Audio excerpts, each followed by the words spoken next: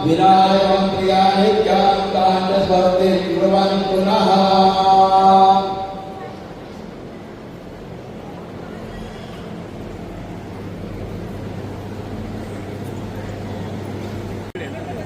या तुम्ही या पुढे पूजावाल्यांनी काय म्हणता लवकर थांबणार नाही इकडे जरा पटापट करा तुम्ही जरा थोडं पुढे वा तिकडे मी व्हिडिओ करतो ना गाडी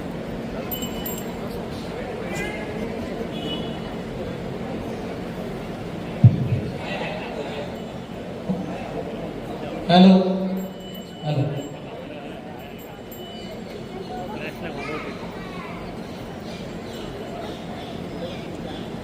नाही काढा असं का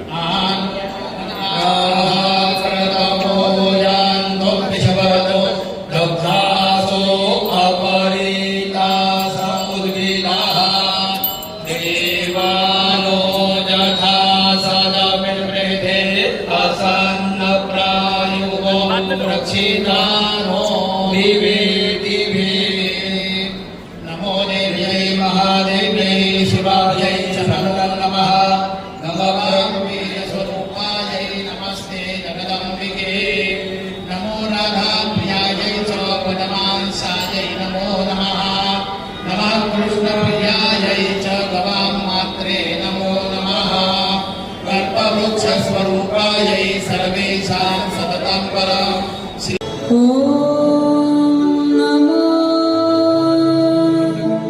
गणपति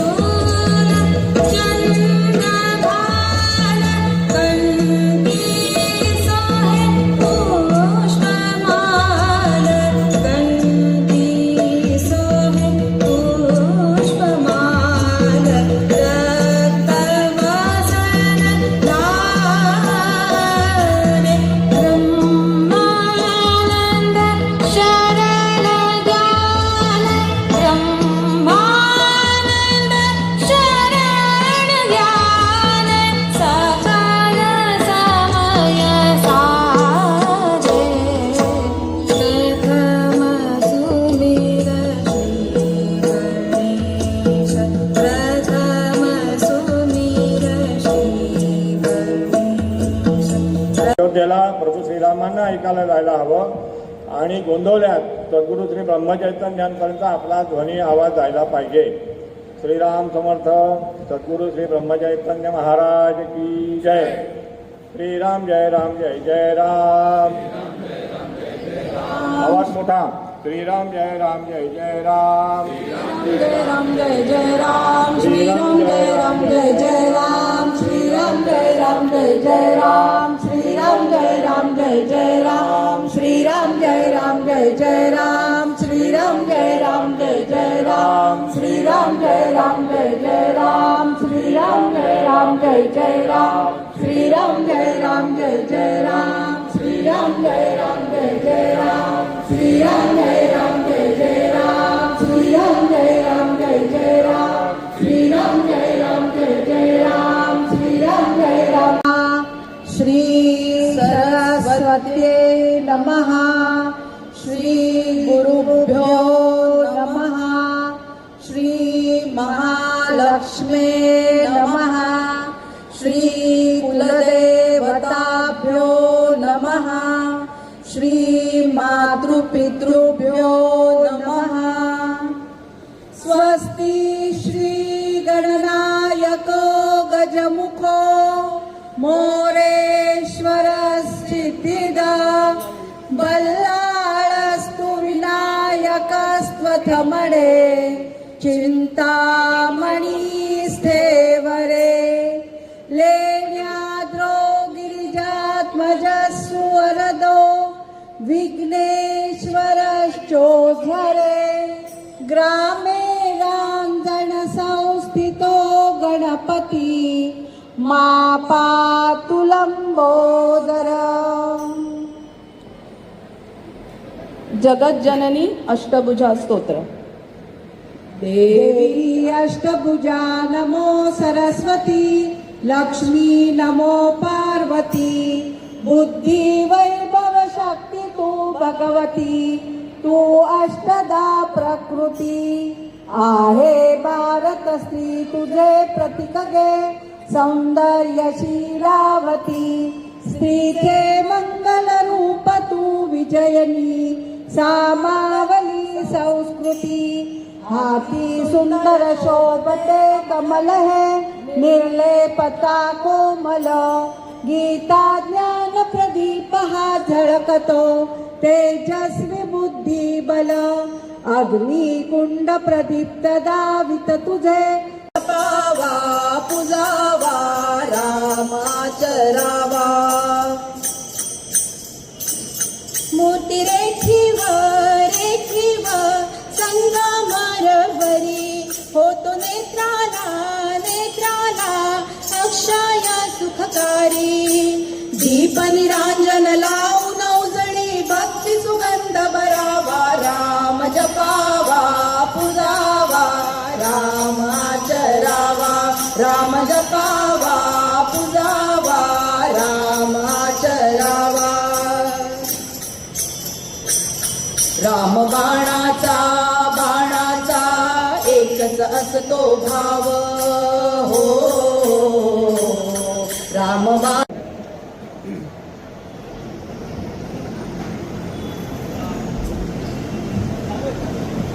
श्रीराम समर्थ. नातवाचं नाव आहे महाराजांचंच आहे. चिरंजीव अभिराम अजय वैशंपायन. भगवद्गीता सध्या शिकतोय पटवर्धन काकूंकडे. आज तुमच्यासमोर 12वा अध्याय सादर करणार आहे.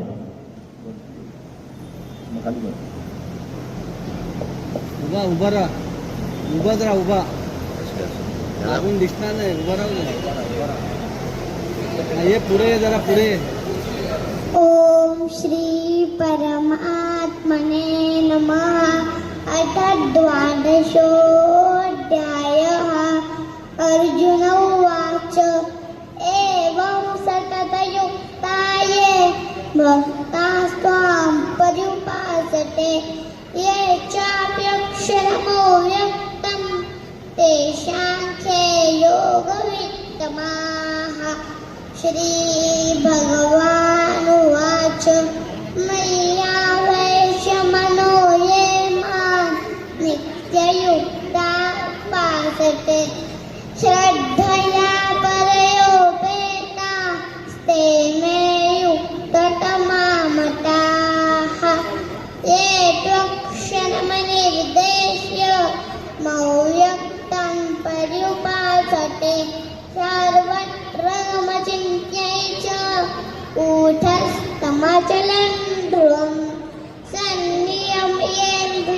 ग्रामं सर्वत्र समबुद्धयः ते प्राप्नुवन्ति मामेव. सहस्रामध्ये मोठी सूर्य जिच्याकडे घडतात अशी ती स्त्री शक्ती. त्या स्त्री शक्तीचा जागर करणं, नमन करणं ही आजच्या काळाची खरोखरीच गरज आहे. शिव आणि शक्ती या शिवमधला एकांत काढून टाकला तर उरतो तो फक्त आणि फक्त शिव. म्हणून ती शक्ती महत्वाची. या स्त्री शक्तीचा जागर आपण कुमार कपूजनाने करतोय. आणि आता पाहूया विद्यार्थ्यांचा या मुलांचा रॅम्प अर्थात संचलन.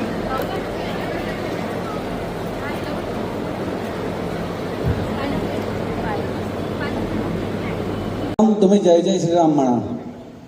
जय श्रीराम, जय श्रीराम, जय श्रीराम.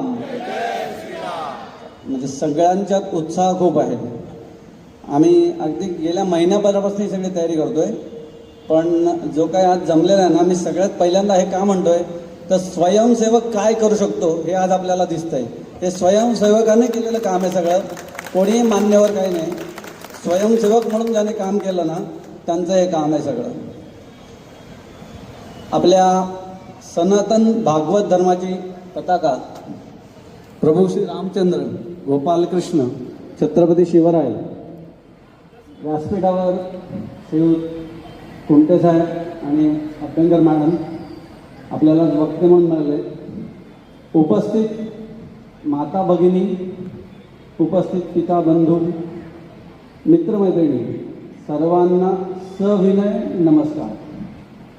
आणि हिंदू संघटनेसाठी आज आपण उपस्थित आहात म्हणून सगळ्यांना शाश्वत कायमस्वरूपीच्या शुभेच्छा.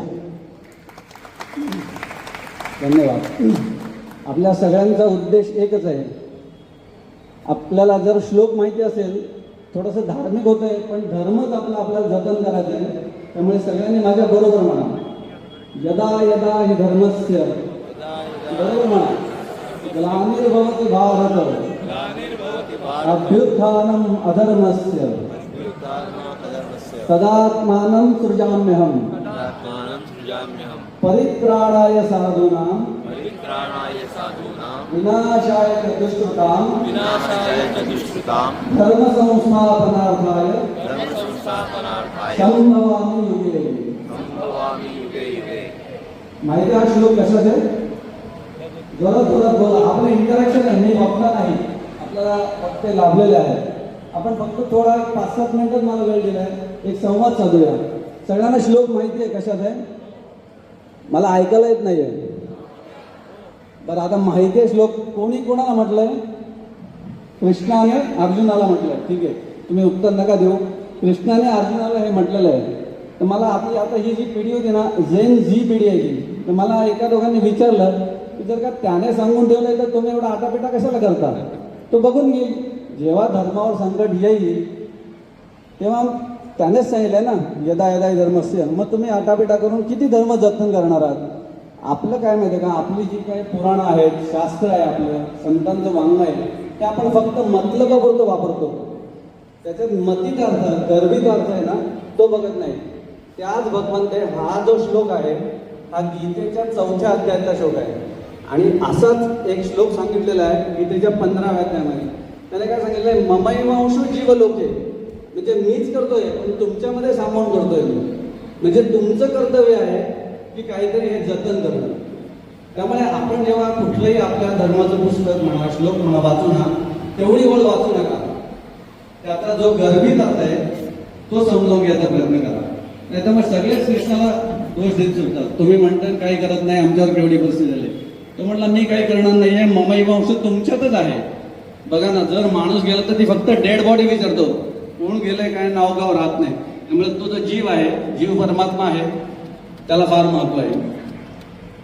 आज हा संघाने कार्यक्रम आयोजित केला आहे. छोट्या छोट्या विभागातून आपल्याला संमेलन घ्यायला सांगितलेली आहेत. आता तुम्ही म्हणाल मग हिंदू धर्म करायचा तर आपण सगळ्या जगातच एकदम हे करूया. पण जेव्हा काही मोठं कार्य करायचं असतं ना, तेव्हा एकदम मोठी व्यवस्थित घालता येत नाही आपल्याला. म्हणून लहान लहान. आज इथे किती संख्या असेल अंदाजे माहिती? मला वाटतं 500 लोक असतील. 500 लोक उपस्थित असतील ना. आज ही 500 लोक आणखीन 500 लोक सांगतील की बाबा असं असं इथे धर्मसंस्थापन जे आहे ना ते झालेलं आहे आणि आपल्याला ते टिकवायचं आहे. आता सगळ्यात पहिले धर्म टिकवणं वगैरे काय आहे, आपल्याला आत्ता संघाने पंचपरिवर्तन दिलेलं आहे. काहीही तुम्ही म्हणा, मला एका पत्रकाराने 1-2 दिवसांपूर्वी विचारलं तुमचा उद्देश काय. आता धर्मसंस्थापन उद्देशच आहे, पण मी एक साधारण असा विचार केला की सगळ्यात पहिल्यांदा आपल्याला काय करावं लागेल. 3ऱ्या नंबरवर आहे धर्मसंस्थापन करणं, 2ऱ्या नंबरवर आहे संघटन, म्हणजे आजचा उद्देश सांगतोय मी तुम्हाला. 3ऱ्या नंबरवर आहे धर्मसंस्थापन, धर्माचा प्रचार प्रसार. 2ऱ्या नंबरवर आहे संघटन, संघशक्ती, म्हणजे संघशक्ती नाही आपलं एकत्रीकरण, हे 2रा नंबर आहे. आणि माझ्यामध्ये पहिला नंबर आहे ना, ही जी पुढची पिढी आहे यांच्यावर हे संस्कार घडवणं आणि आपला हा दरोदर जो आहे ना तो त्यांच्यापर्यंत पोहोचवणं. नाही तर पुढची पिढी आपल्या हातात लागणार नाही, लक्षात ठेवा. आज तुम्हाला वाटेल की एवढा वेळ गेला, पण यांना प्रोत्साहन नाही दिलं तर हे बाहेर त्यांना भरपूर साधनं उपलब्ध आहेत. आता मोबाईल आहे, पण मोबाईलला दोष देण्यात अर्थ नाही आहे, लक्षात ठेवा. काय विज्ञानाची प्रगती होतच असते, विज्ञान प्रगत होतं, पण त्यातले फायदे आणि तोटे आपल्याला ओळखायचे. आपल्या धर्माची जी 4 चाकी चालली आहे ना, या धर्माच्या 4 चाकीची 4 चाकं आहेत ती विज्ञानाची आहेत, लक्षात ठेवा. आपण विज्ञानाला सोडून काही करत नाहीये. फक्त जसं विज्ञान प्रगत होईल तसं आपल्याला एक एक गोष्टी आपल्या धर्मातल्या पटतील. आता पहिला विषय धर्म आहे. धर्म म्हणजे कोण टिकवणार आहे, तर त्याच्यात स्वची ओळख आपल्याला झाली पाहिजे. आपण सुधारलं तर आपण सांगू शकतो जगाला ओरडून की बाबा तुम्ही आपल्यातल्या जे काही दोष आहेत ते बाजूला ठेवा आणि धर्मासाठी तुम्ही जागरूक राहा. आता हे स्व कोण घडवतं, तर सगळ्यात स्व घडवणारं आहे आपलं कुटुंब आहे. त्यामुळे तरुण पिढीने फक्त लक्षात ठेवायचं आहे की कुटुंबाला महत्त्व दिलं गेलं पाहिजे. स्वची ओळख म्हणजे काय, तर आपल्या वयाला योग्य असेल ते काम त्या वेळेला आपण करणं. आता आपल्याला पहिले 10 वर्षात तर काहीच कळत नाही, पण पहिल्या 10 वर्षात आपल्याला ओल्या मातीची गाडगी बनकी बनवली. हीच ओली माती म्हणजे पहिले 10 वर्षात आपलं वय आहे. हे आई वडिलांनी लक्षात ठेवायचं आणि त्यावेळेला आपल्या मुलांवर कसे संस्कार झाले पाहिजे. तो कुंभार काय काम करतात तर तुम्ही सगळ्यांनी बघितलं असेल की जी ओली माती आहे ना त्यांच्या चाकावर पहिले टाकतात, मग त्याला तो आकार द्यायला लागतो. आकार देताना एक विशिष्ट आकार आला की तो कुंभार आतून एक हात ठेवतो आणि बाहेरून ते थापटणं असतं, थापटणं म्हणजे त्याला आकारच देत असतो, पण चांगला मारून आकार देतो. आतला हात जो आहे ना तो आईचा मायेचा हात आहे, लक्षात ठेवा. आणि बाहेरचं थापटणं ही वडिलांची थापट आहे. वडिलांनी थापट पाळणं किंवा वडिलांनी मारणं हा सुद्धा संस्कार आहे. आणि ज्यांनी थापट खाल्ली आहे ना ती आपली पिढी आहे मला वाटतं. आता त्या नवीन पिढीला थापट मारणं काय कोणी हात उचलत नाही सगळे. आता कसं झालं आहे, हा विषय खूप मोठा आहे, पण मला 7च मिनिटं आहे. मला वाटतं माझी 7 मिनिटं सांगितली असतील, तुम्हाला कंटाळा यायला असं काही बोलायचं नाही आहे. पण हा घरातला पहिला संस्कार आहे. 10 ते 12 वर्षानंतर मुलं शिक्षण घेतात, 15 ते 20 वर्ष. एकदा का 18 वर्ष झाली ना मुलं काय करतात, बाहेरचं अनुकरण करतात. पण अमेरिकेमध्ये आता मी स्वतः माझंच सांगतो उदाहरण. आता माझा मुलगा होता MS करायला, त्याच्याबरोबर एक अमेरिकन मित्र होता. त्याचं वय वर्ष 35 आणि हा 20 का 22 वर्षाचा. सहज मला म्हणला बाबा तो असा आहे. म्हटलं काय एवढा फरक का.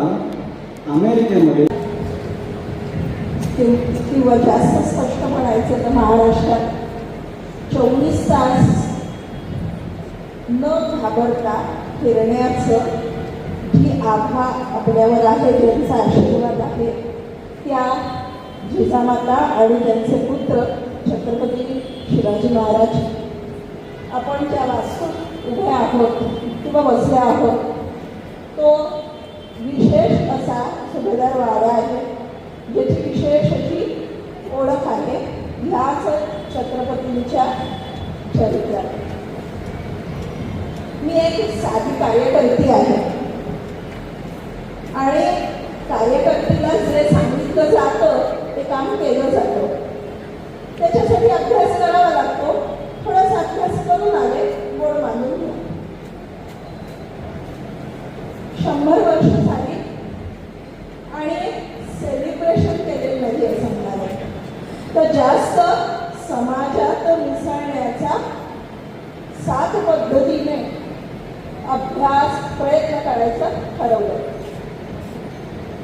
आणि यासाठी म्हणून ज्या अन्य 33 याच विचारांच्या संघटना उभ्या आहेत त्यांना हाताशी धरून 5 पद्धतीने म्हणजे पंचपरिवर्तन हे लक्षात घेऊन समाजामध्ये जायचं ठरवलं.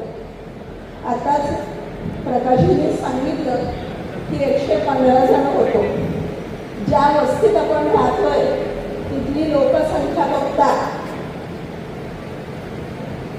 आज ज्या सरसंघचालकांनी सांगितलेलं जे प्रमाण आहे 1% आणि 3% तेही अजून पूर्ण आपण करू शकलो नाही. आपल्या या शिवाजी महाराजांचे गुरु जे होते त्यांनी काही गोष्टी आपल्याला सांगितल्या. या जगतात प्राणीमात्र 2 आहेत. त्या प्राणीमात्रांचे 2च वर्ग होतात, एक मनुष्य प्राणी आणि अन्य प्राणी. तर या मनुष्य प्राण्याकडे बघण्याचा दृष्टिकोन हा भारतामध्ये थोडा वेगळा आहे, अन्य देशांमध्ये वेगळा आहे, 193 देशात वेगळा आहे.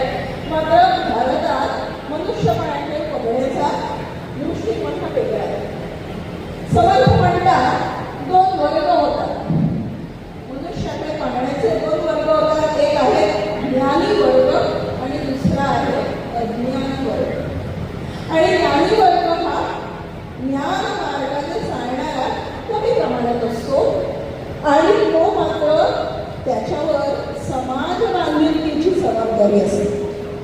आणि म्हणून समर्थ म्हणतात जे जे आपणास ठावे ते ते इतरांशी सांगावे, शहाणे फक्त सोडावे सकल जग. एवढंच नाही तर ते असेही म्हणतात की उत्तम स्वयं घ्यावे म्हणजे शाखेत जावे, ते बहुतांशी सांगावे. काय करतो शाखेत? सांगावे. नुसतं सांगत होत नाही तर आपोआप वर्तन जे असतं ते सांगून जातं. म्हणून वर्तनाने बोलावे ते शुद्ध मिथ्या. आधी केले मग सांगितले, सांगायची वेळ येतच नाही, त्यानंतर लोकांच्या लक्षात येतं. सगळ्या संत मंडळींनी जे सांगितलं तेच व्यासपीठात पुन्हा आपल्याला समर्थाने सांगितलंय आणि राष्ट्रसंघ समितीनेही ते शिकवलं. शरीर परोपकारी लावावे, बहुतांशी कार्यश्री यावे म्हणजे जोडून घ्यायचे. ह्या बहुतांशी शब्द महत्वाचा आहे. निश्चित असं वर्ग ते सांगितलंय, जे दिसेल त्याला जोडून घ्या. आणि मग काय करा, पुणे बनव म्हणजे त्याचं पुढं कुठून काढू नका. जसा असेल तसा शाखेत त्याला स्वीकारा, जसा पाहिजे त्याला उभं करा. हेच संघ समिती करत आलेली आहे.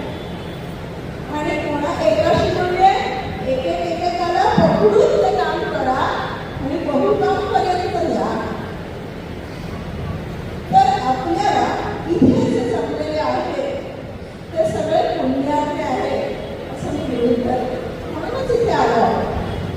काही मागच्या जन्मीची पुण्य होती म्हणून आपण भारतात जन्माला आलो, आणि काही पुण्यकर्म केली म्हणून हिंदू जन्माला आलो, काही पुण्यकर्म केली म्हणून राष्ट्रीय शिक्षण संघटनेची आपण जोडले गेले आणि अजून करायचं आहे म्हणून इथे उपस्थित आहोत. त्यामुळे हे विसरता कामा नये की शेवटच्या घटकेपर्यंत जसं जमेल, जशी संधी येईल ती संधी न सोडता आपल्याला धर्म, समाज आणि राष्ट्राचं कार्य करायचं.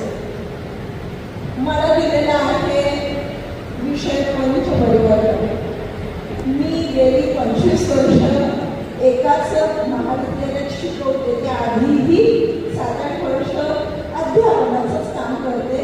40 मिनिटं दिलेली असतात, त्यामुळे थोडं सहज कृपया करून घ्या. सवय लागली, बाकी काय नाही. पंचपरिवर्तन दिलंय. कोणाला दिलंय? तर समृद्ध लोकांकडनंच अपेक्षा असतं. मग अशी सांगितल्याप्रमाणे ज्ञानी पथावर जाणाऱ्यांकडनं असतं. मग समृद्ध म्हणजे काय आहोत आपण? तर आपल्याकडे प्रचंड अशी समृद्धी आहे.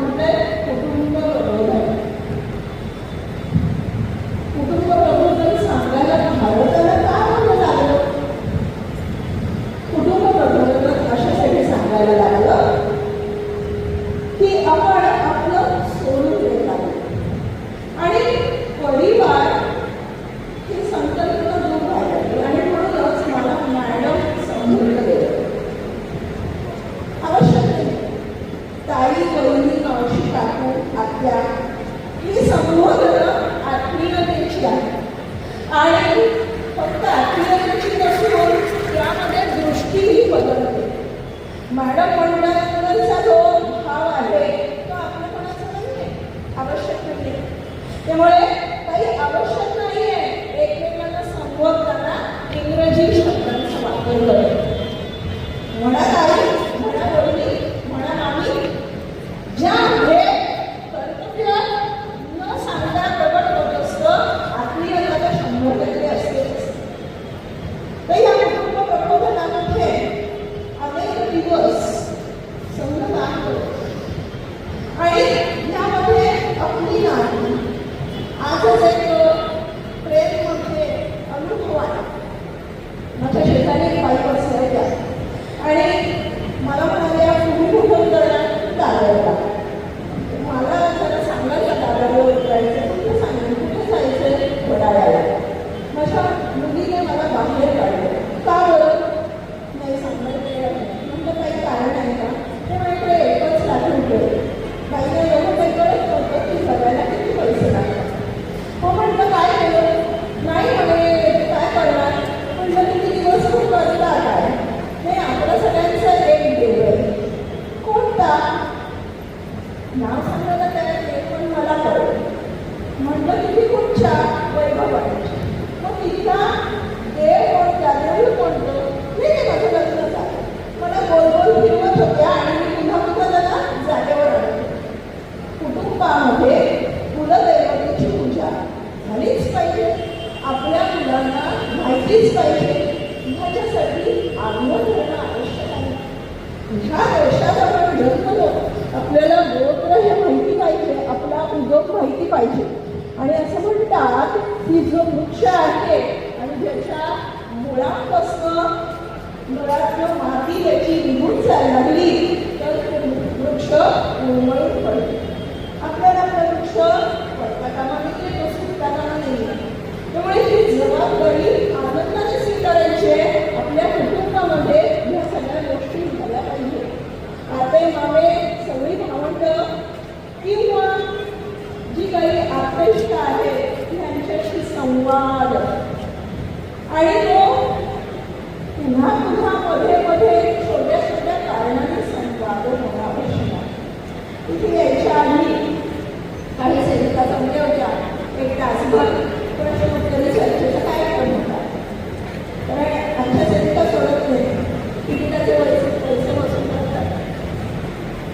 तर त्याने सांगितलं की काय करायचं शाळेमध्ये शाखा भरते उपस्थिती कमी असते. म्हणजे सोपं आहे शाळेच्या मुलीला घेऊनच शाखा घ्या. कसं आहे आपण चालायला सुरुवात करतो आणि साधूंनी सांगितलेलं चले चले म्हणजे आपण समाजात जा. कारण समाजाशी आपण संबंध जोडलेला नाही आणि त्यामुळे कुटुंब आणि कुटुंबाची ओळख ही ह्या पद्धतीने झाली पाहिजे. समाजाचा आपण एक घटक आहोत तर आपण आपलं कुटुंब हे समाजाला आदर्शवंत चार गोष्टी शिकू शकू का? काय शिकवता येतील? आपले सण उत्तमरित्या जाणून घेऊन ते आजूबाजूच्या सांगूया का? त्यात सगळ्यांना समाविष्ट करूया का? हे आपण करू शकतो, सहजरित्या करू शकतो. त्यातूनच पुढचा मुद्दा येतो सामाजिक समरसता. का सांगावं लागली हिंदू धर्माला सामाजिक समरसता? जर उत्सव एकत्र होत आहे वटसावित्री निश्चित अशा फक्त एकाच नातीच्या महिला उत्सव नाही. गोमातेला तुळशीला सगळे नातीचे त्याच भावनेने पाहतात. मग हिंदू धर्माला का सांगायला लागली सामाजिक समरसता? कारण असं झालं की आपण 33 कोटी देव विसरून 2च प्रेषितांच्या मागे लागलो आणि ह्या 33 कोटी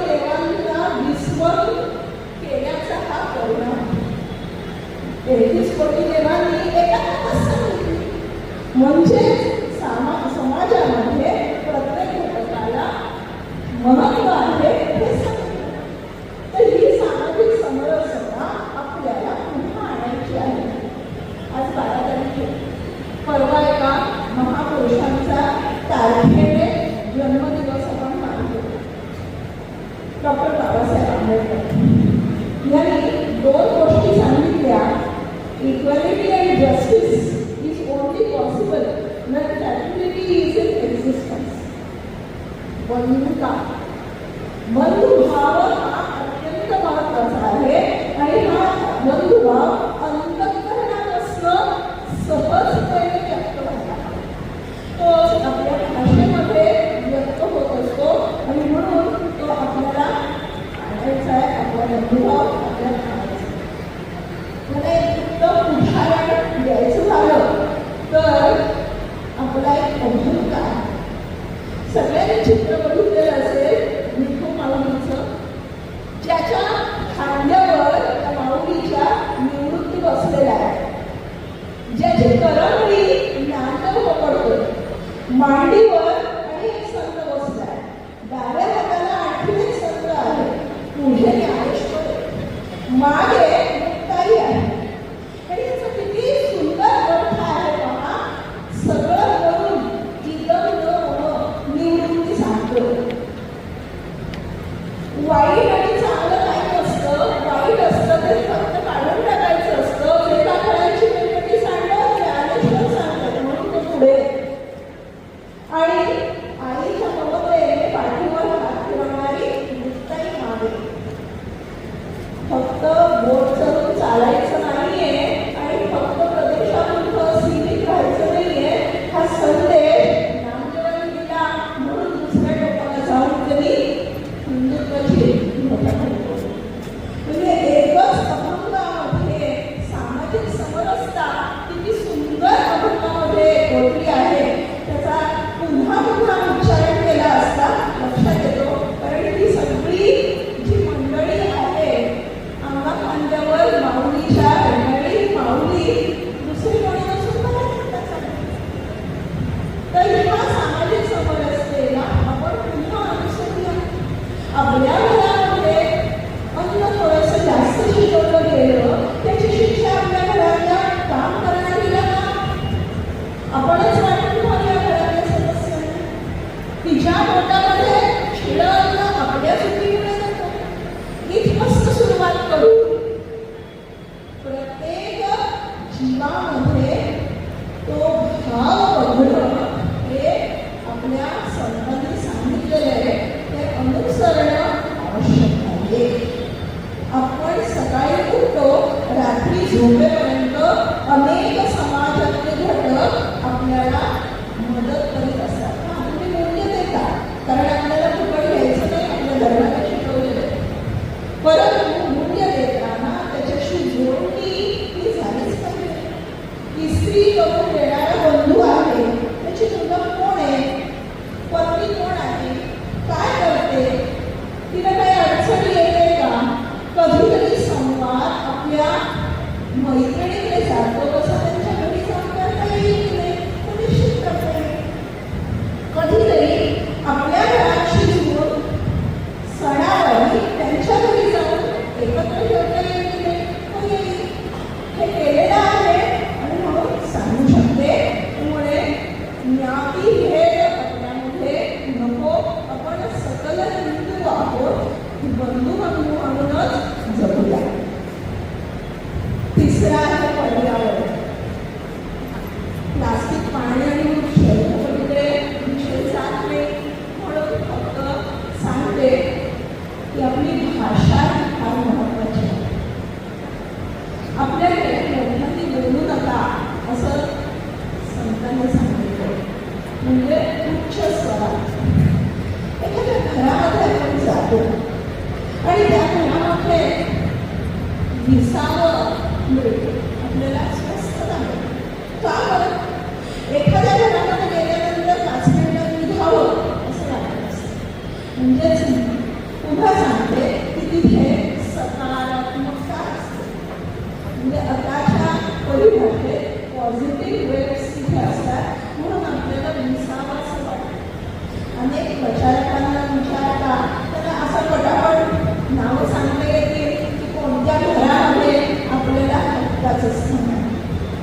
तर हे जे 3 घरं आहेत पर्यावरण आहे आणि हे पर्यावरण प्रत्येक घरात आपल्याला निर्माण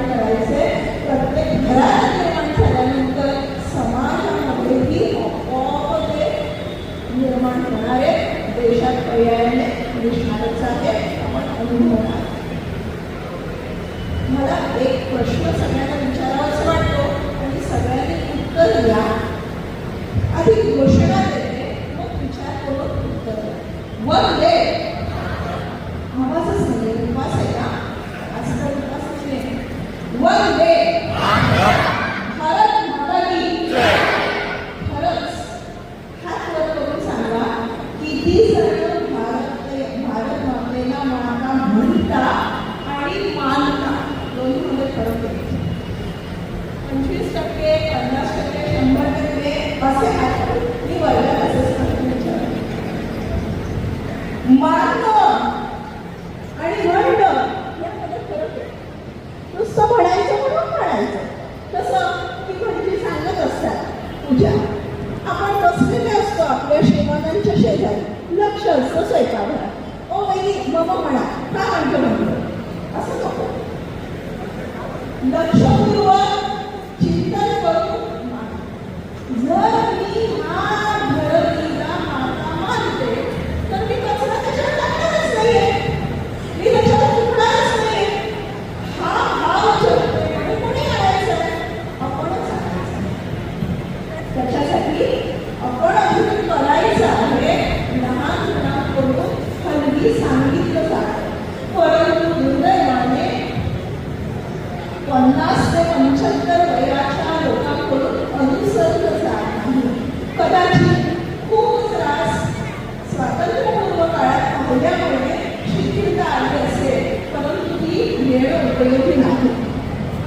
तर पर्यावरणामध्ये सगळ्याचं पंच जी महाभूत आहे त्या आपल्या कर्मेंद्रिय ज्ञानेंद्रियांच्या साहाय्याने त्यांचं संरक्षण सहजरित्या आपण करू शकतो. फक्त इथे मानणं आवश्यक आहे. मूलभूत माता मानली, मूलभूत हवा आल्यानंतर त्याचे धन्यवाद मानले, पाऊस पडल्यानंतर धन्यवाद करून राजाचे मानले, तर मग पुढची गाडी अतिशय सोपी आहे. त्यामुळे पर्यावरणाकडे बघण्याचा दृष्टिकोन आपला बदलणे आवश्यक आहे.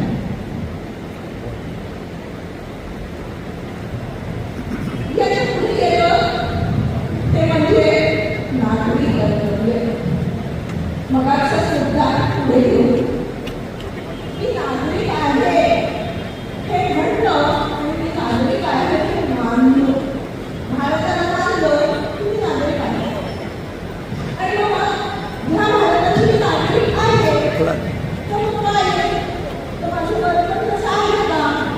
माझी श्रद्धा या सगळ्या पुण्यावर आहे का? मला इतिहास माहिती आहे का?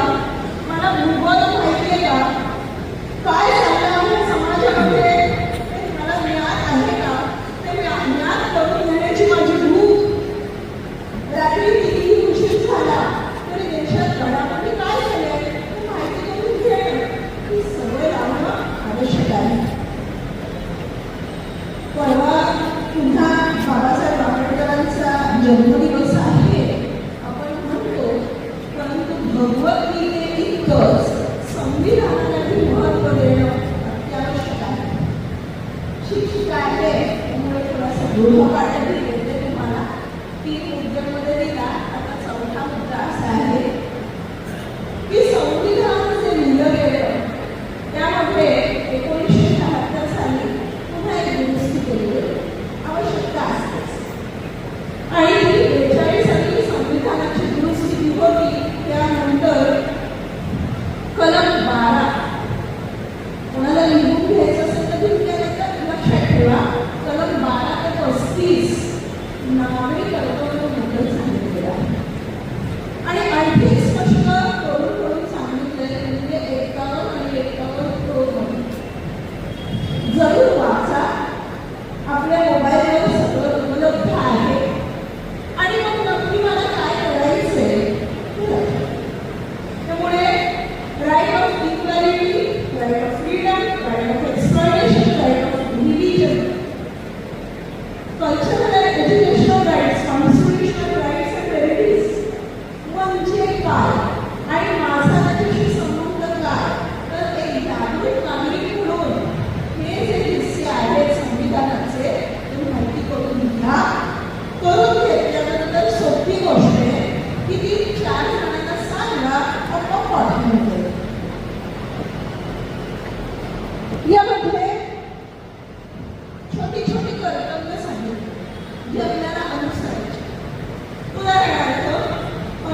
26 जानेवारी दसरा आणि दिवाळी इतकाच महत्त्वाचा आपला सण आहे. त्यामुळे जवळपास जिथे आपला राष्ट्रकुल फडकवला जाईल तिथे मी 15 ऑगस्ट 26 जानेवारीला माझ्या कुटुंबातल्या सदस्यांसह उपस्थित राहील. आणि आपण नीट समजावून समोरच्याला सांगितलं की पटतं. आपल्याकडे कोण बघतंय असं आपल्याला वाटतं. आपल्याकडे आजूबाजूचे नागरिक बघत असतात आणि आपल्याबद्दल विरुद्ध विचारांचे असले तरी आदर हा निश्चित असतो. फक्त अवकाश असतो आपण आग्रहपूर्वक त्यांना सांगणं ऐकलं जातं आणि केलंही जातं. त्याचा अनुभव निश्चितच आहे. आणि शेवटचा मुद्दा घेते तो म्हणजे स्वबोध. कोणत्याही जंगलचा राजा हा सिंह ओरडून सांगत नसतो तुम्ही राजा. त्याच्यासाठी संस्कृतमध्ये आपल्याकडे सुभाषित नाभिशीवन संस्कार आहे.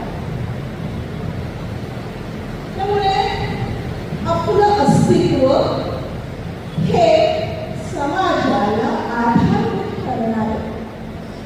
म्हणजेच आपण राहतो तिथे त्या बिल्डिंगमध्ये त्या वस्तीमध्ये त्या आजूबाजूच्या परिसरामध्ये आधारभूत ठरणारं आपलं पाहिजे. त्याच्यासाठी काय केलं पाहिजे तर स्वबोध चिंतन केलं पाहिजे. एकीकडे नवीन आलेले आहे स्वबोध चिंतन विचार मंथन विस्तृत पथका भावजका चिंतन आणि मनन आपलं नाही.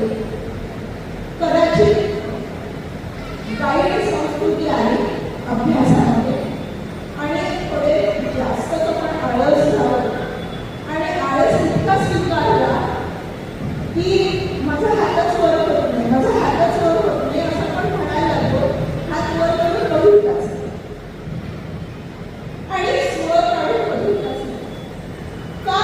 कारण मेंढ्याच्या गर्भात ते छान छोटंसं छावा म्हणजे याचा सिंहाचं पिल्लू राहिलं. त्यामुळे स्व अस्तित्व ते विसरलं.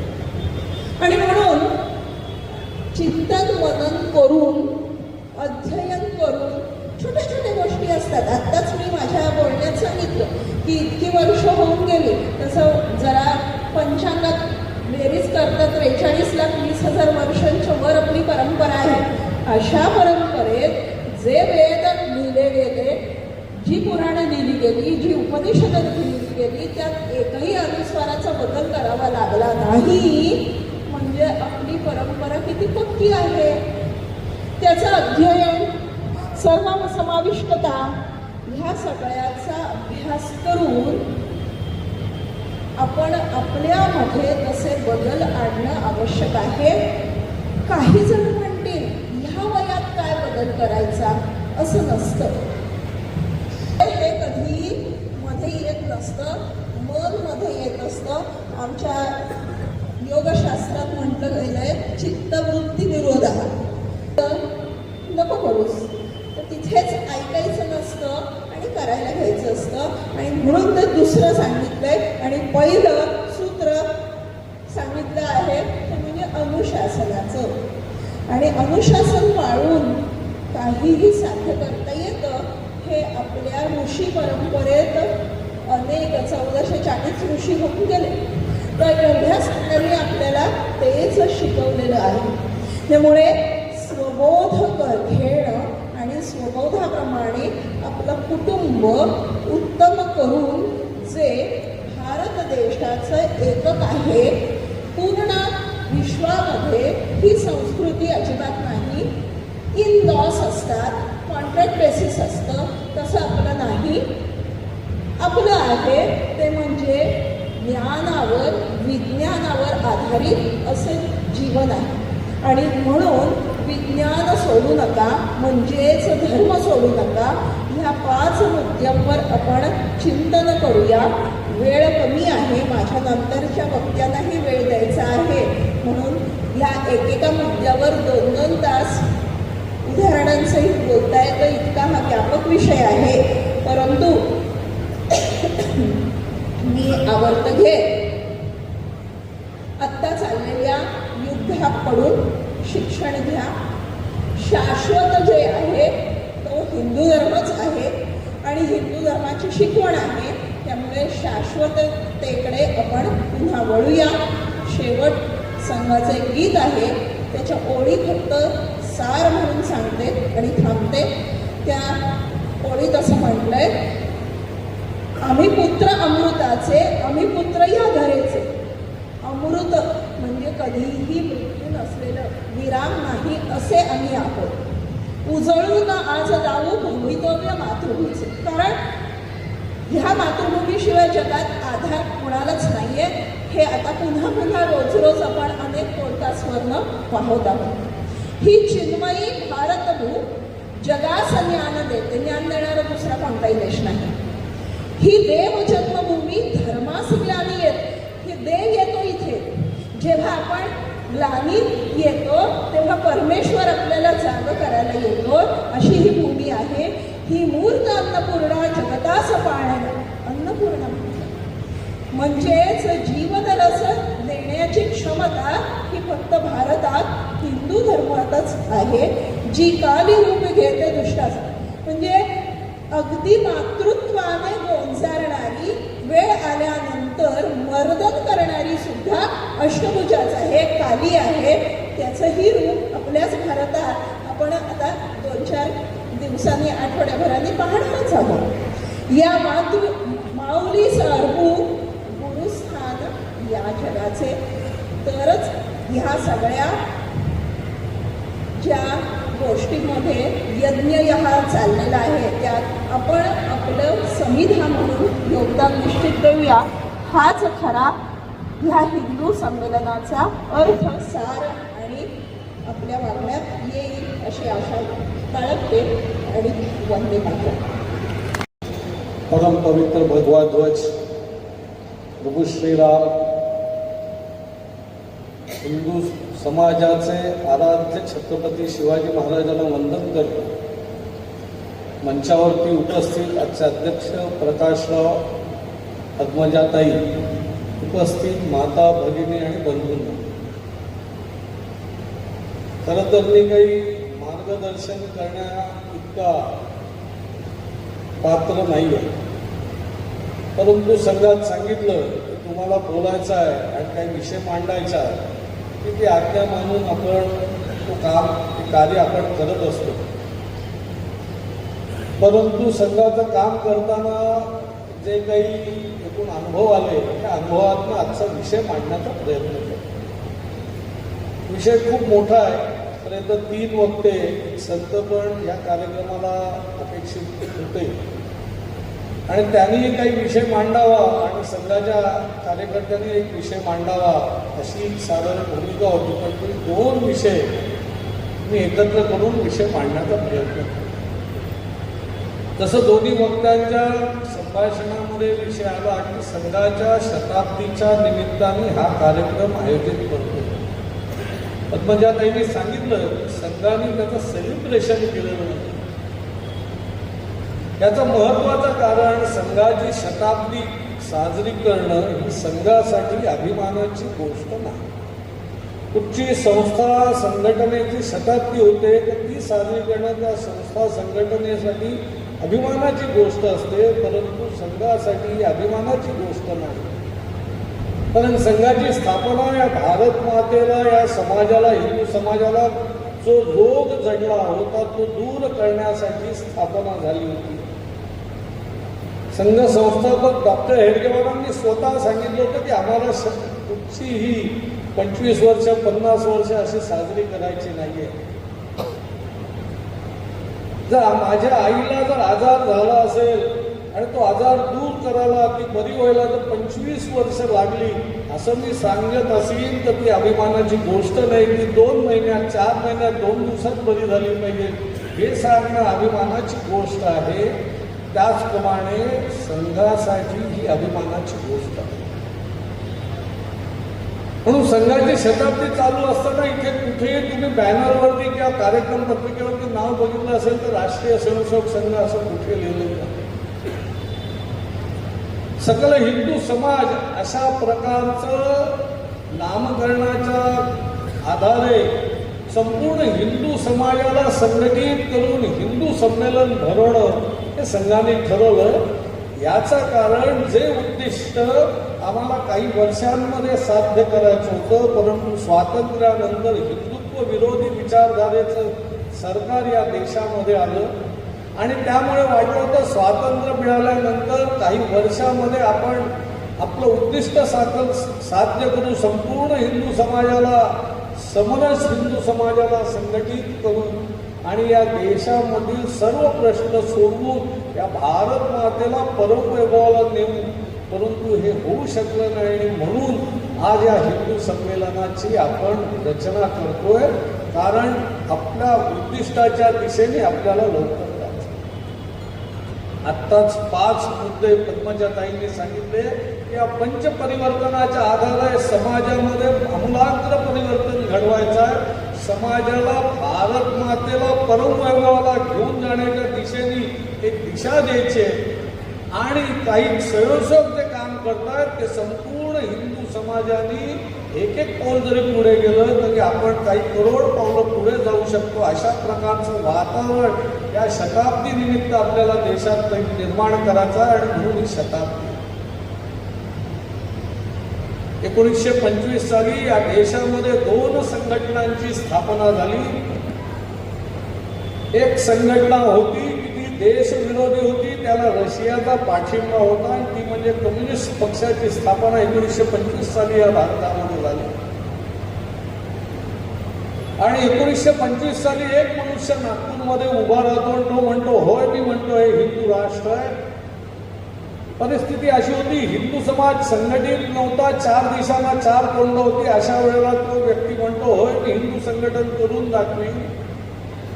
हिंदू समाज आत्मविस्मृत होता. आपण कोण, आपला पराक्रम काय, आपलं शौर्य काय, हिंदू समाज विसरलेला होता, आत्मविस्मृत होता. त्या हिंदू समाजामध्ये मी आत्मविस्मृतपणा घालून त्याला स्वाभिमानाने उभं करेल आणि कुठच्याही प्रकारचं ज्याला शिस्त म्हणतो, ज्याला एक प्रकारची डिसिप्लिन म्हणतो, अशा कुठच्याही प्रकारचं शिस्त नसलेल्या हिंदू समाजाला शिस्तीत उभा करीन असं सांगणारा एक डॉक्टर हेडगेवार वयाच्या 40व्या वर्षी शाळेतल्या लहान मुलांना एकत्र घेऊन म्हणतो की यांच्या आधाराने हिंदू समाजाचं परिवर्तन घडवून आणि त्याची शताब्दी आज आपण साजरी करतो.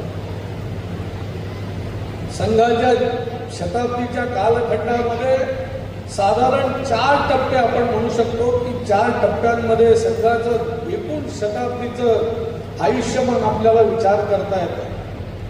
मी थोडक्यात सांगण्याचा प्रयत्न करतो कारण वेळ नाही. साधारण पहिली 25 वर्ष संघ एक शाखा एक कार्यक्रम आणि या कार्यक्रमातनं मनुष्य निर्मिती करणं, मनुष्याला संस्कार देणं, जे खरे संस्कार घरांमध्ये, देवळांमध्ये, शाळांमध्ये निर्माण होणं आवश्यक होतं. परंतु ही सगळी संस्काराची केंद्र बंद पडली होती म्हणून शाखा नावाचं एक संस्कार केंद्र सुरू केलं. प्रत्येक सेवकामध्ये देशभक्तीचा भाव, समरसतेचा भाव, या देशाबद्दल आपले जे सगळे पुरुष होऊन गेले, सर्व महापुरुष होऊन गेले, त्यांच्याबद्दलची जागृती असा एक 25 वर्षाचा कालखंड संघटन खडं उभं करणं, संस्कारित कार्यकर्ता तयार करणं आणि पहिल्या 25 वर्षात देशभरातील प्रत्येक राज्यामध्ये संघाच्या शाखा निर्माण झाल्या, संघाचं काम सुरू झालं. याच कालखंडामध्ये 1947 साली भारताचं विभाजन झालं आणि विभाजित भारताचं स्वातंत्र्य मिळालं आणि त्यामुळे ज्या एकूण देशामध्ये असलेल्या ज्या राजकीय एकूण असलेल्या ज्या सर्व व्यवस्था आहेत, या सर्व व्यवस्थांमध्ये आमूलाग्र परिवर्तन घडवून आणण्यासाठी प्रत्येक जीवनातील प्रत्येक क्षेत्रामध्ये संघ विचाराची, या भारत मातेच्या विचाराशी जुळलेल्या संघटनांची निर्मिती करणं आणि म्हणून जीवनातल्या अनेक क्षेत्रांमध्ये विविध संघटनांची निर्मिती जी संघापासून पूर्णपणे स्वतंत्र असेल, परंतु ती भारत मातेच्या हिंदुत्वाच्या आधारावर उभं राहील आणि एका दिशेने सर्व संघटना चालतील अशा प्रकारचा विस्तार संघाने केला. आपल्याला माहिती आहे की स्वातंत्र्यानंतर साधारण 25-30 वर्षानंतर या देशामध्ये आणीबाणीची देशामध्ये एक प्रकारचं ज्याला म्हणतात काळा कायदा आला, स्वातंत्र्याची लोकशाहीची गडचिप्पी झाली आणि म्हणून समाजामध्ये जागृत तंत्र जपण्यासाठी म्हणून मोठं आंदोलन करावं लागलं, लोकजागृती करायला लागली आणि अशाच प्रकारची लोकजागृती करून हिंदू समाजामध्ये हिंदुत्वाचा भाव जागृत करण्यासाठी म्हणून पुढची कालखंडामध्ये मोठ्या प्रमाणावरती आंदोलनात्मक कार्यक्रम झाला. मग असा बचाव आंदोलन असेल, पंजाबमध्ये झालेल्या अतिरेकी विरोधातील कार्य असेल, गोमाता गंगा माता भारत माता रथयात्रा 1983 साली झालेली असेल, प्रभू श्री रामचंद्रांच्या जन्मस्थानावरती मंदिर निर्माण करण्यासाठी झालेलं आंदोलन असेल, स्वदेशी जागरणाचं आंदोलन असेल, अशा प्रकारचं एक संपूर्ण समाज जागृतीचं काम आपण पुढच्या कालखंडामध्ये केलेलं आपल्याला लक्षात येतं.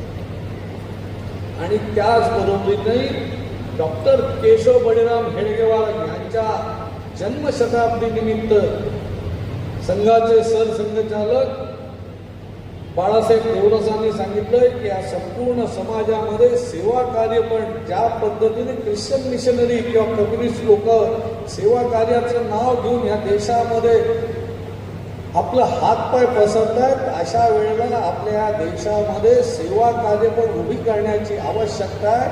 आणि म्हणून हिंदू समाजाचं जागरण करणं, वेगवेगळ्या विषय घेऊन जागरण करणं आणि सेवा कार्याच्या माध्यमातून आज जवळपास 2 लाखाच्या वरती आपली सेवा कार्य आज संपूर्ण देशभर उभी आहेत.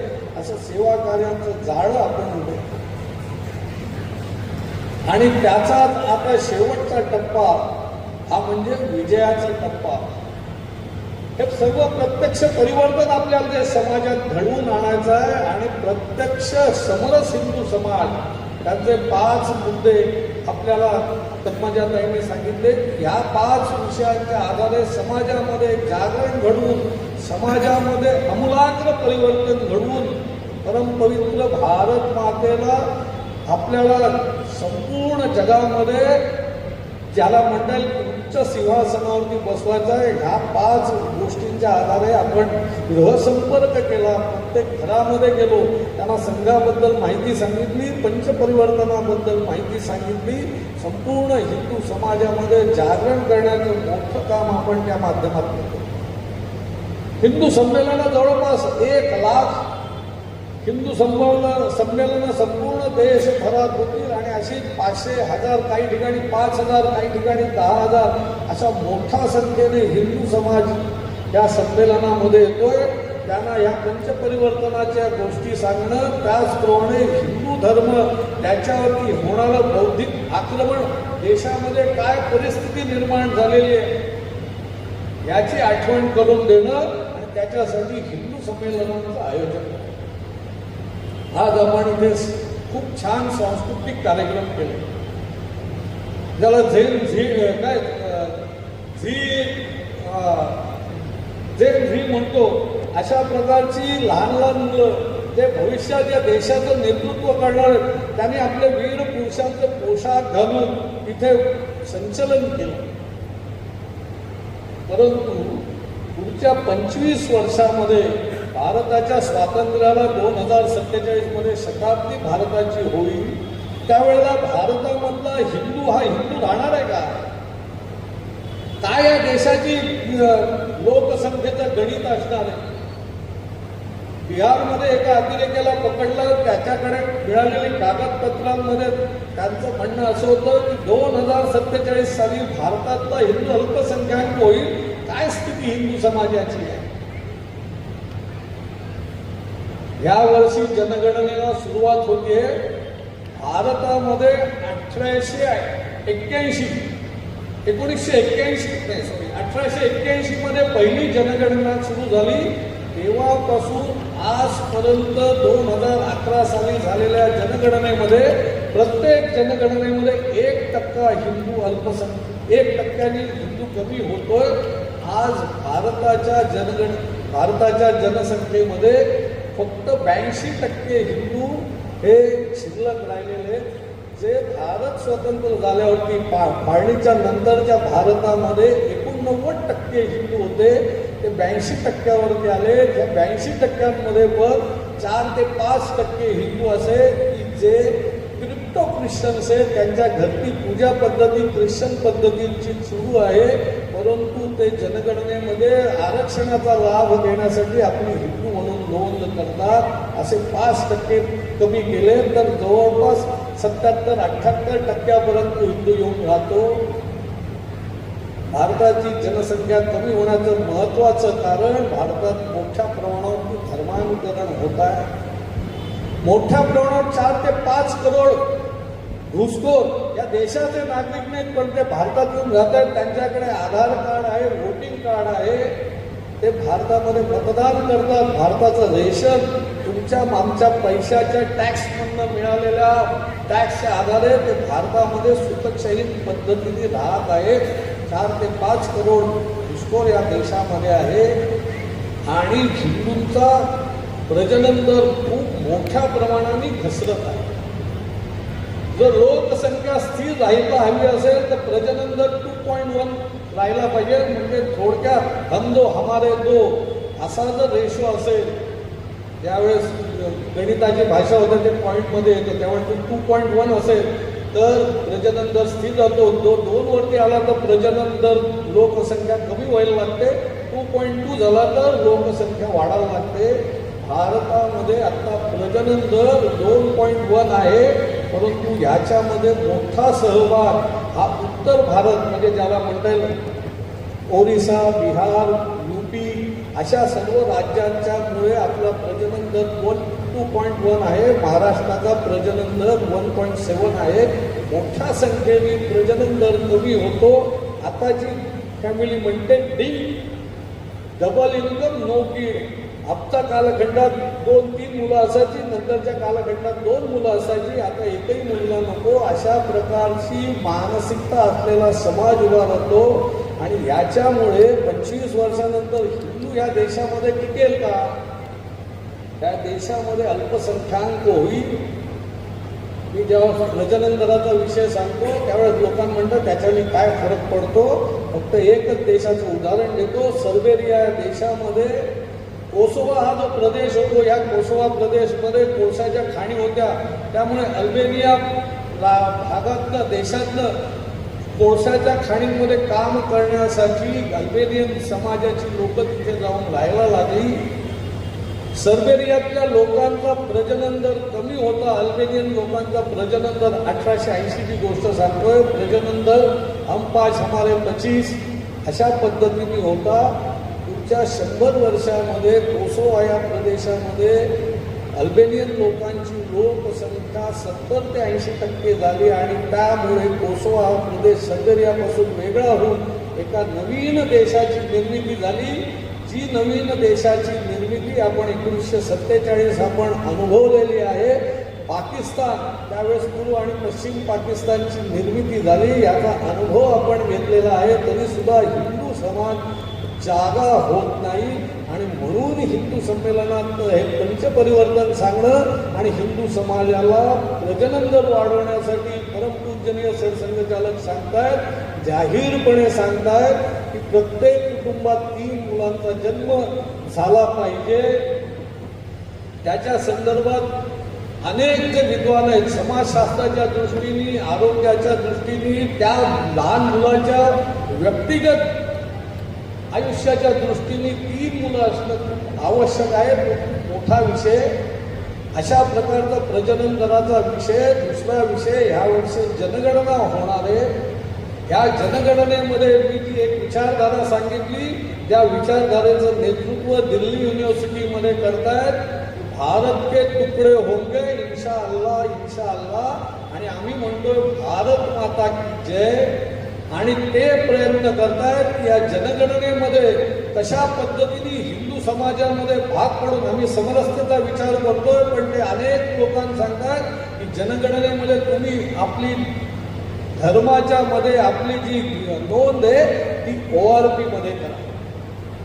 जनगणनेमध्ये येतील त्यावेळेला तुम्हाला प्रश्न विचारतील तुमचा धर्म काय, त्याच्यात हिंदू, मुस्लिम, ख्रिश्चन, ईसाई इसाई, जैन, बौद्ध असे कॉलम आहेत. त्याच्यात एक कॉलम आहे ORP. सर्व जनजाती क्षेत्रामधल्या लोकांना सांगण्यात येत आहे की तुमची जनगणना तुम्ही ORP मध्ये मांसा धर्म, आदिवासी धर्म म्हणून नोंद करा.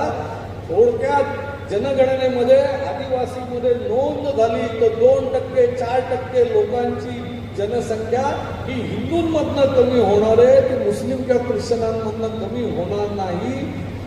अशा पद्धतीचा प्रचार हा बंजारा समाजामध्ये होतोय. त्याचप्रमाणे कर्नाटकमधल्या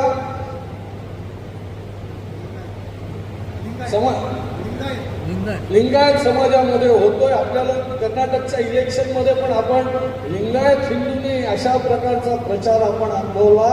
अशा प्रकारचा प्रचार देशभरातल्या जवळपास 150 ते 200 जातींमध्ये सुरू आहे.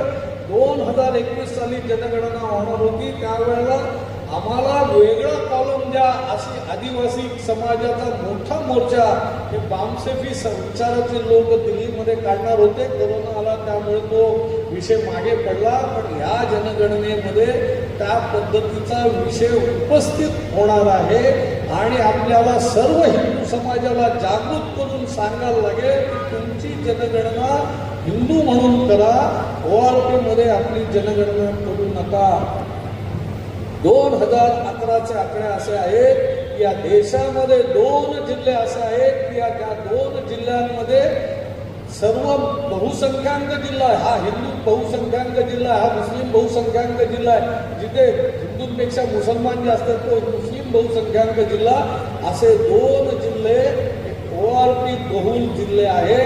कशा प्रकारचं काम 2011 म्हणजे 15 वर्षापूर्वी झालं. 2026 साली मोठं विक्राळ स्वरूप या जनगणनेमध्ये येणारे हिंदू समाजाला यापासून सावध करायचे आहे. हे बौद्धिक षडयंत्र आहे, बौद्धिक नॅरेटिव्ह प्रस्थापित करण्याचा विचार चालू आहे आणि म्हणूनच जनजाती क्षेत्रामध्ये तुम्ही गेलात तर तुम्हाला सांगण्यात येतं की आमचा राम पूर्वज नव्हता, आमचा पूर्वज होता रावण. आणि आपल्याला वाटायचं की झारखंडमध्ये चालतं, छत्तीसगडमध्ये चालतं, आमच्या मुंबई जवळ काही चालत नाही, आमचा प्रदेश काय प्रगत प्रदेश आहे. परंतु मी फिरतो आणि त्यामुळे मला माहिती आहे की पालघर जिल्ह्यातील जव्हार असेल, मोखाडा असेल, पालघर असेल, डहाणू असेल, तलासरी असेल, इथे रावण दहनाचे कार्यक्रम दर दसऱ्याला व्हायचे. परंतु जनजाती लोकांनी प्रचार करायला सुरुवात केला. काही मुठभर लोक आहेत परंतु आमचा रावण दहनाला विरोध आहे आणि रावण दहन केलं तर आम्ही तुमच्या विरोधात केस करू, अशा प्रकारची भूमिका घेतली. पोलीस स्टेशनला त्याने अर्ज दिले आणि या सर्व गावांमधले रावण दहनाचे कार्यक्रम बंद झाले. अशी संपूर्ण देशभर परिस्थिती आहे. जय रावणची मुवमेंट भिवंडी, कल्याण, शहापूरमधल्या गावांमध्ये पण आपल्याला मिळेल. 2 वर्षापूर्वी शहापूरच्या बसस्टँडवरती जय रावणचा मोठा बॅनर लागला. मग ही फक्त छत्तीसगड, झारखंडमधली स्थिती नाही, आपल्याकडे पण अशा प्रकारचा बुद्धिभेद करून समाजाला तोडण्याचा प्रयत्न सुरू आहे. आपल्याला वाटेल की फक्त बुद्धिभेद हा अशिक्षित समाजामध्ये केला जातो, परंतु असा बुद्धिभेद अशिक्षित समाजातच होत नाही. त्याला एक नॅरेटिव्हची लढाई आहे, खूप मोठा विषय. त्या नॅरेटिव्ह विषयावर जसे आम्ही सांगितलं पंचपरिवर्तनाच्या एकेका विषयावर 2-2 तास भाषण. अनेक महिला, तिथे खूप मोठी महिलांची संख्या आहे. अनेक महिलांना रक्षाबंधनाच्या अगोदर मेसेज आले. साधारण भारतात रक्षाबंधन म्हटलं तर भावानी बहिणीची रक्षा केली पाहिजे अशी एक सगळ्यांची संकल्पना ठाम आहे. आणि म्हणून महिलांना मेसेज आले, अरे मी तर आता एवढी शिकलेली आहे, मी डॉक्टर झाले, मी वैमानिक झाले, मी शोध लावते, मी वकील आहे, आता मला कुठच्याही भावाची संरक्षणाची गरज नाही, उलट मी माझ्या भावाचं रक्षण करेन. मी गाडी चालवते, विमान चालवते, रेल्वे चालवते, मी आकाशात झेप घेते, मी रक्षाबंधन का करू. मी गुजरातमध्ये प्रचारक होतो, सांगितलं कारण मी गुजरातमध्ये गेलो. त्यावेळेस गुजरातमध्ये पण माझ्या असं लक्षात आलं की तिथे पण गुजरातीमध्ये अशा प्रकारचे मेसेज फिरले. स्वाभाविकच हिंदू समाजातल्या एका ज्याला एक प्रेमाचं नातं म्हणतं, भाऊ बहिणीचं नातं, हे नात्यामध्ये विष घालवण्याचं किंवा नातं तोडण्याचं जो एक सण आहे नातं, ज्याला बंधनात टिकवण्याचं, त्याच्यावरती खाला घालण्याचं काम ह्या अशा प्रकारच्या SMS मधनं येतो. 2-4 महिलांनी या SMS समर्थन केलं. त्यांच्या लक्षात आलं नाही की हा आपला चाललेला बुद्धिभेद आहे. आपण TV बघतो, पिक्चर बघतो, 2 फक्त जाहिराती सांगतो. आत्ता इथे बसलेले पिढीतले जवळपास 90% लोक असतील की ज्यांना लहानपणी सांगितलं की 1 तीळ असेल तो 7 जणांनी वाटून खावा. आणि आम्ही एक चॉकलेटची जाहिरात बघतो, 4-5 जण गाडीत बसलेले असतात आणि त्यांच्याकडे चॉकलेट असतं, मोठं चॉकलेट असतं, फक्त 4 तुकडे असतात. आता तर 5 जणांमध्ये चॉकलेट कसं वाटायचं? आणि म्हणून ते काहीतरी तारण करतात. 5वा मनुष्य गाडीतनं उतरतो आणि ते 4 जण उरलेले 1-1 तुकडे खातात. हा तुमच्या मनावरती असलेला 1 तीळ 7 जणांना वाटून खायचा, या संस्कारावरती तो खाला घालतो. फक्त मी आणि माझा विचार करणार, 5वा मनुष्य असेल तर माझा अर्धा तुकडा खाऊन त्याला देणार नाही, त्याला बाहेर काढीन आणि मी पूर्ण 1 तुकडा खाईन. हा हिंदू संस्कारांवरती खाला. असंच एक चॉकलेटचं अजून उदाहरण आहे. एक महिला बसलेली असते, तिची काठी, वयस्कर महिला असते, तिची काठी पडते आणि म्हणून ती बाजूला उभा असलेल्या मुलाला सांगते की ती मला काठी उचलून दे. तो मुलगा चॉकलेट खात असतो, तो त्या बाईकडे 2दा-3दा सांगून लक्ष देत नाही आणि शेवटी ही कंटाळून म्हातारी महिला, बुजुर्ग महिला, जिला चालायचे वांदे असते, ती स्वतः उठते आणि ती काठी तिची उचलते आणि त्याच वेळेला वरनं काहीतरी पडतं की ज्या जागेवर बसलेलं असते त्याच्या खुर्चीवरती ते पडतं आणि त्यामुळे ती बाई वाचते. आणि तू मला मदत केली नाहीस याबद्दल ती महिला त्या मुलाला, तरुण मुलाला शुभेच्छा देते. आपल्याकडे असा जर कोणी वागला तर आपल्या आई वडिलांनी काय केलं असतं? आपल्या संस्कारांवरती कशा प्रकारचा बुद्धिभेद करून एक प्रकारचं ज्याला म्हणता येईल नॅरेटिव्ह पसरवण्याचं काम चालू आहे. याच्यामध्ये अनेक विदेशी संस्था आहेत, विदेशात बसलेली लोक आहेत. एक नॅरेटिव्ह बुद्धिभेदाचं काम आपल्या देशामध्ये खूप मोठ्या प्रमाणावरती चाललं आहे. अशी असंख्य उदाहरणं आपण जर इथे चर्चा करायला लागलो तर अशा प्रकारचे जाहिराती, अशा प्रकारचे मेसेज आपण बघून सांगू शकतो. या बुद्धिभेदाला, या नॅरेटिव्हच्या युद्धाला आपल्याला तोंड द्यायचं आहे. ह्याच्यातनं हिंदू समाजाला बाहेर काढायचं. मोठ्या प्रमाणावरती या देशामध्ये प्रत्यक्ष संघर्षाची पण अनेक ठिकाणी सुरू झाली. अनेक ठिकाणी प्रत्येक गावामध्ये लव्ह जिहादच्या घटना घडत आहेत. मी नवी मुंबईमध्ये जातो आणि तिथे लव्ह जिहादच्या एवढ्या घटना घडतात. निवडणुकीला थोडंफार कल्याणमध्ये लव्ह जिहादच्या घटना घडल्याचं कारण तिथे मोठ्या प्रमाणावर मुस्लिम समाजाची लोक राहतात. परंतु नवी मुंबईमध्ये असा नाही, परंतु तरीसुद्धा तिथे मोठ्या संख्येने लव्ह जिहादच्या घटना घडतात. एक काळ असा होता की लव्ह जिहादच्या घटनांमध्ये फक्त मुली अडकायच्या. कॉलेजमध्ये 18 वर्षाच्या वरच्या मुली अडकायच्या. परंतु अनुभव असा आता येतो 14-15 वर्षाच्या मुली पण लव्ह जिहादमध्ये अडकतात. अशी असंख्य उदाहरणं मी देऊ शकतो. आणि त्याच्या पुढची पायरी आता लग्न झालेल्या महिलांना पण टार्गेट केलं जातं. नवी मुंबईमध्ये जिथे हिंदू प्राबल्य आहे, कमी टक्क्याने मुस्लिम लोक आहेत, तिथल्या पण मुली, अशा पुण्यातल्या पण मुली अडकतात, डोंबिवलीतल्या पण मुली अडकतात, कल्याणमधल्या पण मुली अडकतात. अशा प्रकारचं प्रत्यक्ष हिंदू कुटुंबावरती घाला घालण्याचं काम या देशामध्ये सुरू आहे. या देशामध्ये हिंदूंचे सण असतील, हिंदूंचे मिरवणुका असतील, गणपतीची मिरवणूक चालली असेल तर गणपतीच्या मिरवणुकीवरती दगडफेक करणं स्वच्छंदपणे हिंदू समाजाला मारण्याचं काम एका समाजाकडनं होतं. दुर्गादेवीच्या पूजेवरती हल्ला होतो. परवा पण मुंबईमध्ये हल्ला झाला. आणि अशा घटना संपूर्ण देशामध्ये मोठ्या संख्येने होत आहेत. आणि या सर्व घटनांमध्ये आपण राजस्थानमधली घटना आपल्या सगळ्यांना माहिती आहे की ओळखीच्या माणसाने त्या नावाचा गळा चिरला, सरतन से जुदा. अशा पद्धतीची भूमिका घेऊन संपूर्ण देशामध्ये अशा असंख्य प्रकारच्या घटना घडतात. प्रत्यक्ष हिंदू समाजावरती हल्ला होतोय.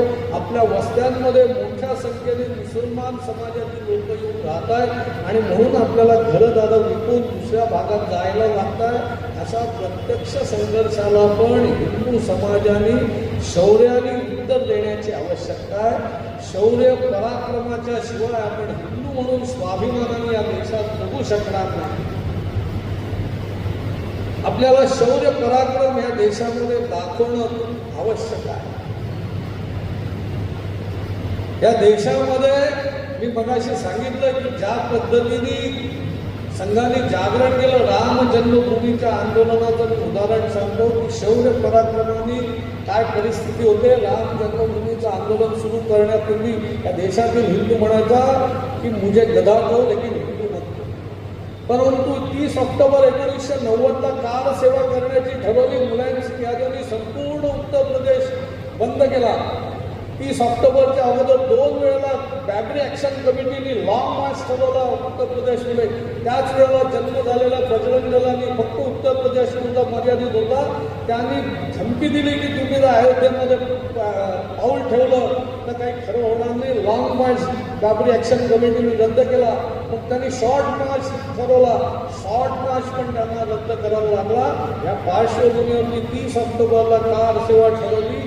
संपूर्ण उत्तर प्रदेश हा मुलायम सिंग यादवनी बंद केला. लाखो कारसेवक हे मुलायम सिंग यादवच्या तुरुंगामध्ये गेले, तुरुंग भरले, स्टेडियममध्ये ठेवले, शाळा कॉलेजेसमधनं कारसेवकांना ठेवले. 29 ऑक्टोबरला जगातील मीडिया दाखवत होता की अयोध्येमध्ये एकही कारसेवक नाहीये. आणि 30 ऑक्टोबरला सकाळी लाखो कारसेवक बाबरी ढाच्याच्या दिशेने निघाले. अशोकजी सिंगल हे त्या कार्यक्रमाच्या स्थानी पोहोचले होते. त्यांच्या नेतृत्वाखाली संपूर्ण हिंदू समाज कार सेवा करायला निघाला. पोलिसांनी लाठीचार्ज केला, गोळीबार केला. कार सेवक मागे हटायला तयार नव्हते. पोलिसांचा विरोध करून बघता बघता उंच अशा बाबरी ढाच्यावरती कार सेवक चढले आणि हातातील भगवा ध्वज तिथे फडकवला. 30 ऑक्टोबरला ठरलेल्या वेळी ठरलेल्या दिवशी इतका मुलायम सिंग यादवचा विरोध तोडून हिंदू समाजाने आपला विजय साजरा केला. संपूर्ण जगाने सांगितलं, संपूर्ण जगामध्ये हिंदू त्या दिवसापासून म्हणाला गर्व से तो हम हिंदू है. हे सगळं जे परिवर्तन घडवून आणलं हे हिंदू समाजाच्या पराक्रमाच्या आणि शौर्याच्या आधारे घडून आणलं. गेल्या 22 वर्षामध्ये कोर्टाच्या केसमध्ये राम मंदिराचं केसमध्ये अडकली. परंतु भव्य असं प्रभू श्रीरामचंद्रांचं मंदिराची प्राण प्रतिष्ठा झाली. भगवा ध्वज त्याच्यावरती लहरतोय. 500 वर्षाचा संघर्ष हिंदू समाजाने केला आणि पराक्रमाच्या आधारे भव्य असं राम मंदिर उभं. 370 रद्द झालं आणि आता आपल्या ज्या विरोधी विचारधारेचा या देशामध्ये लाल कॅरिडॉर जो निर्माण करण्याचा जो प्रयत्न जे नक्षलवाद करत होते 21 मार्च 2026ला या देशातील नक्षलवाद संपला असं या देशातील गृहमंत्र्यांनी जाहीर केलं. या सर्व गोष्टी आपण हिंदुत्वाच्या आधारे शौर्य पराक्रमाच्या आधारे केलेला आहे. हा शौर्य आणि पराक्रम हिंदू समाजामध्ये जागृत करण्याची आवश्यकता आहे. परंतु दुर्दैव असं आहे परत परत आपण त्या बौद्धिक विमर्शामध्ये अडकतो आणि 2 वर्षापूर्वी भारताने पाकिस्तानवरती हल्ला करून संपूर्ण त्यांचे विमानतळ उद्ध्वस्त केले आणि त्याच्यानंतर तात्पुरतं आपण ज्याला म्हणतो शस्त्रसंधी केली किंवा हल्ला करणार नाही असं जाहीर केलं. त्याच वेळेला संपूर्ण लोक हातात बसलेल्या इडियट बॉक्सवरनं फेसबुक व्हॉट्सअपवरनं मेसेज पाठवत होते की या देशाच्या पंतप्रधानांनी आणि वरिष्ठ पातळीवरची जी कमिटी आहे त्यांनी चूक केली. पाकिस्तानला बेचिराग करून टाकायला हवा होता. POK भारतात घ्यायला हवा होता अशी सगळी चर्चा केली. लोक पण व्यक्तिगतरित्या असं करायचे. मी 50 ते 60 लोकांना विचारलं POK घेतला तर चालेल का. सगळ्यांनी नाही सांगितलं. कारण फेसबुक व्हॉट्सअपवरती हिंमत असते, पण POK मध्ये सगळे जे मुसलमान भारतात आले तर त्यांची असलेली संख्या वाढेल, त्यामुळे त्यांना घेऊ नका. आम्ही आमच्या शौर्याच्या आणि पराक्रमाच्या आधारावरती म्हणत नाही, त्यांना घेतलं तरी त्यांना पचवण्याची आमची क्षमता आहे. हा शौर्य पराक्रम हिंदू समाजामध्ये निर्माण करण्याची आवश्यकता आहे. आत्ता चाललेल्या युद्धामध्ये भारताचा काही युद्धाशी संबंध नाही, परंतु जगभरामध्ये गॅसची कमतरता निर्माण झाली, पेट्रोल डिझेलचे भाव खूप गगनाला भिडलेले आहेत आणि आमचा हिंदू समाज मला गॅस मिळेल की याच्या चिंतेत पडला आहे. त्याचा शौर्य पराक्रम फेसबुक व्हॉट्सअपवरतीच राहतो. राम मंदिराच्या आंदोलनापुरता शौर्य पराक्रम दाखवला, परंतु शौर्य पराक्रम सतत दाखवण्याची भूमिका हिंदू समाज विसरतो. संघाचे वरिष्ठ प्रचारक मोरोपंत पिंगळे म्हणायचे की हा संघ हा हिंदू समाज सिंहासारखा आहे, परंतु हा सिंह झोपलेला आहे आणि या सिंहाच्या किती शेपटीला पिंगळा हा सिंह काही उठत नाही. अशा प्रकारची जी हिंदू समाजाची अवस्था झाली आहे की कितीही प्रकारचे हाल आम्हाला सहन करायला लागले तरी आम्ही हाल सहन करू, परंतु आमचा हिंदुत्वाचा भाव विसरणार नाही. या देशामध्ये शौर्य पराक्रम गाजवू. एका बाजूला बौद्धिक युद्ध चालू आहे, बौद्धिक षडयंत्र नॅरेटिव्हचं जे युद्ध चालू आहे, या नॅरेटिव्हच्या युद्धाला परास्त करू. हिंदूंचं नॅरेटिव्ह, हिंदुत्वाचं नॅरेटिव्ह या देशामध्ये उभं करू. अशा प्रकारची भूमिका घेणं आणि प्रत्यक्ष रस्त्यावरती उतरून हिंदू समाजाला आपली संघटित शक्ती, शौर्य आणि पराक्रम दाखवण्याची आवश्यकता आहे आणि म्हणून आज या हिंदू संमेलनाची आवश्यकता आहे. नाही तर आपण सांस्कृतिक कार्यक्रम करू आणि आपल्याला असलेल्या धोक्यांबद्दल आपण विसरू, असं करून चालणार नाही. आणि म्हणून परत एकदा आपण सगळ्यांनी जागे व्हावे. दोन्ही गोष्टींना पंचपरिवर्तन, नॅरेटिव्ह आणि प्रत्यक्ष रस्त्यावरच्या लढाईला सज्ज होण्याची आवश्यकता आणि म्हणून हिंदू संमेलनाचं आज आपण आयोजन केलं. मुक्त्यांनी मला इथे थोडा वेळ बोलायला